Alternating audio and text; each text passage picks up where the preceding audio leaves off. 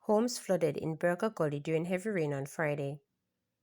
Residents of Burgali in Mountain View, St. Andrew, were on Friday evening seeking to dry out their homes and salvage their belongings after heavy rainfall caused severe flooding in the area in the afternoon. Some persons reportedly had to evacuate their homes. Damage was reported to homes, furniture, and appliances. One resident, Orlando Hamilton, said the flooding was caused by structural failure of the section of the gully and called for the government and the National Works Agency (NWA) to urgently address the issue. "We have shed some light on this 2 years ago, and we're here, back again, with the same situation.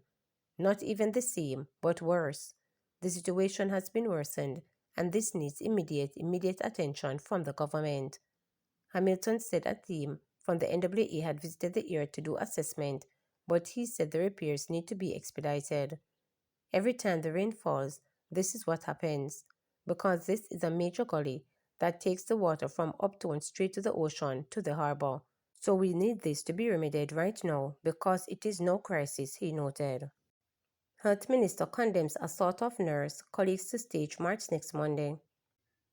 Health Minister Dr. Christopher Tufton has joined in condemning the physical assault of a nurse in an apparent case of road rage in St. Andrew on Tuesday and is urging the police to move swiftly in its probe. In a statement, Dr. Tufton expressed shock at the incident. He said the nurse is receiving support. Meanwhile, scores of island nurses will be marching next Monday to register their distaste of the physical assault of one of their colleagues in St. Andrew on Tuesday. The female nurse was seen in a video being beaten, wrestled to the ground, and stomped on by the man armed with a gun. Head of the St. Andrew North Police Acting Superintendent Rodney Sweeney said the incident resulted from a road rage. It's understood that the man reportedly spat in the direction of the woman, who then exited her vehicle, which led to the altercation. The man is in custody and is expected to be charged under the firearms and offenses against the person act soon. The Firearm Licensing Authority is also investigating the incident. President of the Nurses Association of Jamaica (NAJ), Dawn Marie Richards, has condemned the attack on the nurse. She told reporters that the victim is not a member of her organization, but stressed that the incident is disturbing.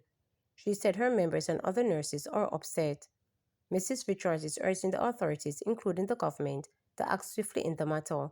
She said the NAJ will be marching with members of the Jamaica Annual Nurses Association and Jamaica Midwives Association on Monday, May 19, to register their distaste of the violence displayed against their colleague. The NAJ said the venue of the march will be disclosed at a later date.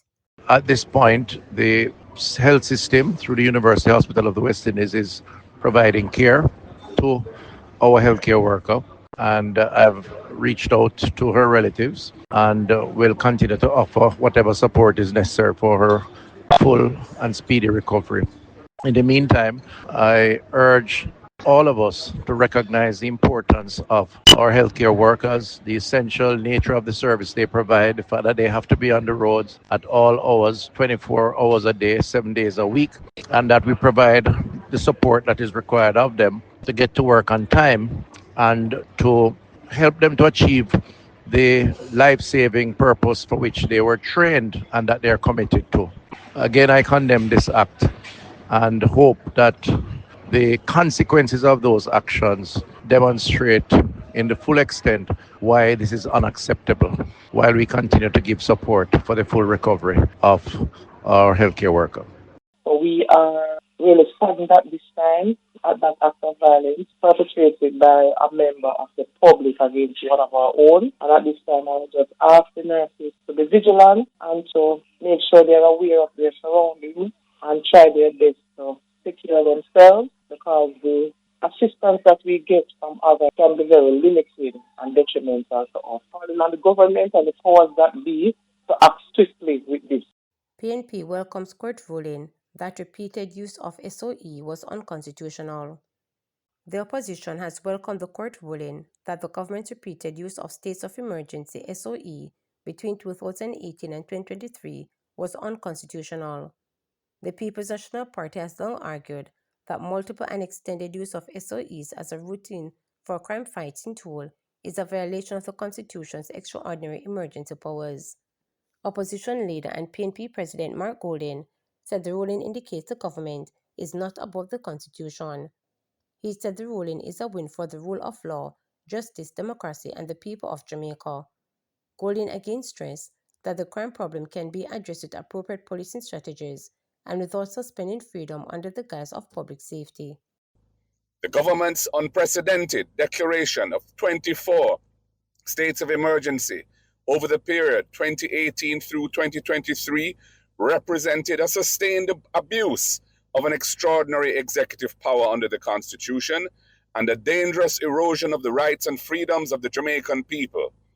The SOE, which is the Constitution's last resort mechanism against crises that threaten to subvert the democratic order of the state, was unlawfully deployed by the government as a tool of routine policing, often incorporating entire parishes and sometimes being renewed without parliamentary oversight. It is significant that recent statistics reveal a marked decline in murder rates, which has been accomplished by targeted law enforcement measures without recurring states of emergency. Jamaica's long-term security hinges on appropriate policing strategies, robust democratic institutions, and community-led solutions, all achievable without unconstitutional violations of fundamental rights and freedoms. The court's decision reinforces that no government is permitted to suspend freedoms under the guise of public safety without meeting the constitutional safeguards of necessity, proportionality, and parliamentary accountability. This win belongs to every Jamaican who values justice and constitutional order. The People's National Party brought this case to defend the constitutional rights and freedoms of the Jamaican people. And because we believe there are ways of successfully overcoming Jamaica's problems of violent crime without violating our Constitution, we will remain steadfast in advocating for holistic, rights-respecting strategies to secure our communities and strengthen Jamaica's democracy and our system of government. Taxi driver or stalker may have taken Donnelly Donaldson, suggests lawyer for Noel Maitland. The defense team for Constable Noel Maitland sought to establish that a taxi driver or a stalker may have been behind the disappearance of his girlfriend Donnelly Donaldson. Maitland is on trial in the Home Circuit Court for murder and preventing the lawful burial of a corpse in connection with the young woman's death. Donnelly, 24, a popular influencer, swimwear entrepreneur, and customer service representative, was reported missing on July 13, 2022. Her mother, Sophia, earlier testified that Maitland had picked up her daughter from home on July 11 and that she last spoke to her the following morning, but that all attempts to reach her after failed. However, one of Maitland's lawyer, Christopher Towson, during the cross-examination, questioned the mother about Donaldson's use of taxi services and the number of companies she used. He first asked her if she was aware of a particular taxi company that her daughter used, but the mother indicated that her daughter did not use that company. She used several, he asked. Sophia answered she used 3, naming the companies. The mother admitted that her daughter used a specific driver to move around, but said she did not tell the police about that. Sophia also testified her daughter would do deliveries 2 to 3 days per week. Towson also inquired from the mother whether she was aware that her daughter was promoting her business on Instagram and had pictures in which she was modeling swimwear and lingerie. Sophia said she knew, while pointing out that her daughter also had videos. She has complained to you that persons were looking at her page and made uncomfortable sexual comments, Towson asked. No, sir, she answered. Or stalking, Towson added, to which Sophia answered in the negative. She never complained about anything like that, the lawyer probed. No, sir, she said. You said you are close, Towson continued. During further cross-examination, Sophia disclosed that her missing daughter had her passport when she left her home with Maitland. The mother said Donaldson had the document for reasons. Sophia had earlier testified that around the same time, her daughter's father, who lived in the Bahamas, had sent her daughter money through a remittance agency. She also told the court that Maitland said that he had overheard Donnelly talking to her father on her phone about the money while she was at his home. The mother, however, denies claims that your missing daughter had been trying to conceive a child with Maitland and had suffered 3 miscarriages. You are aware that your daughter and Mr. Maitland were trying to have a baby? Townsend asked. No, sir, she answered.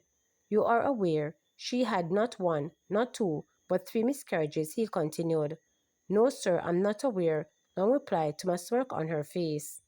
To subscribe, like, share, and click the notification bell for daily updates.